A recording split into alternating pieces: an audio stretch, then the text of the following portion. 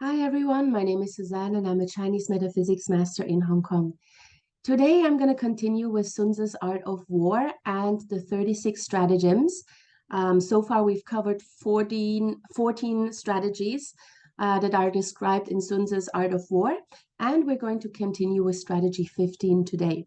Now, Sun Tzu's Art of War, as I've explained previously, was a work that was initially targeted obviously for actual warfare on the battlefield and how to beat your enemy.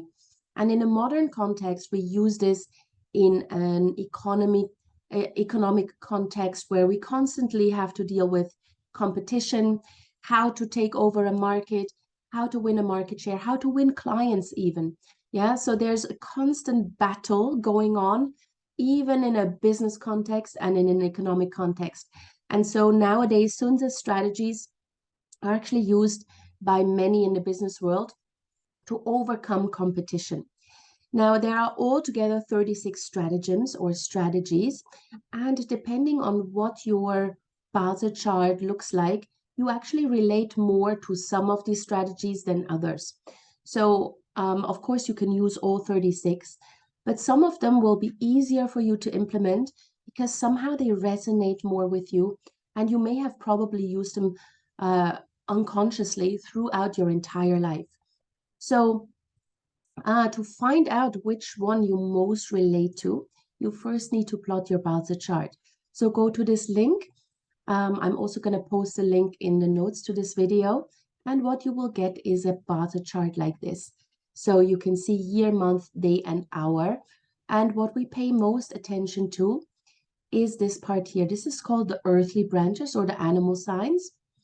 And you need to check which animal signs are represented in your Bazi chart.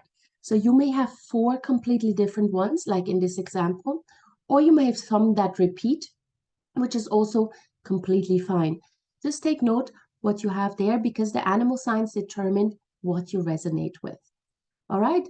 So once you have done this, we can actually look at strategy 15, which is called Lure the Tiger Down the Mountain.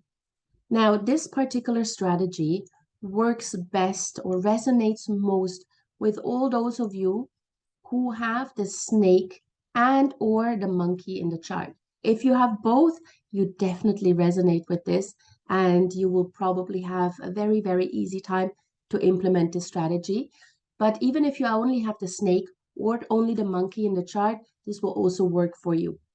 Now, of course, everyone else can use this, but it will just be much easier for those with snake and or monkey in the chart.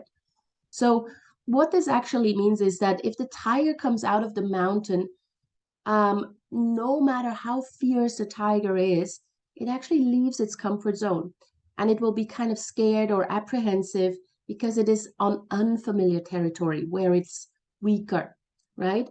So while it remains in the mountain, it's fierce and strong and can control the territory, but the moment you lure it out, it becomes weaker. So for you in an economic context, what this means is you should focus on your core competency and keep improving on what you are best at. So if you have a range of products or services, there are certainly some that you are really, really good at. And so avoid competing head on with your enemy or with your competition at what he is best at. Instead, reverse the situation and make him compete with you and in what you are best. Yeah, then he is the tiger that is coming from the mountain lair, and he's unfamiliar or he's weaker because you are much, much better at what you are doing. Now, it could also mean that you can look for a territory, like a market segment or a product or a service or a target audience where no tigers are operating. Yeah, so there's actually no competition yet. There's nobody who's really, really strong. So you don't need to exert a lot of resources to fight a competition. So look at the markets, the niche markets, the market segments that are completely underserved, that are ignored by the big players. And this is then where you enter the market. You become very strong. And if you are the only one or one of the very, very few who provide services and products to this particular niche market, you will build up a huge following and massive loyalty from those who recognize that you are serving them while everybody else ignores them. And so it will be much, much more difficult for the big players, even if they have more resources and are more fierce, to compete with you in that particular market segment. All right. So this is strategy number 15 for all those who have the snake and or the monkey in the chart. I hope you learned something here and you can actually apply this in your particular business context. If you have any questions, any comments, as always, please feel free to get in touch with me. My contact details are in the notes to this video. You can also obviously comment on the video. And I would love it if you could just share the video with anybody who may be interested, give it a like and subscribe to my channel so we can get the word out. All right, see you soon.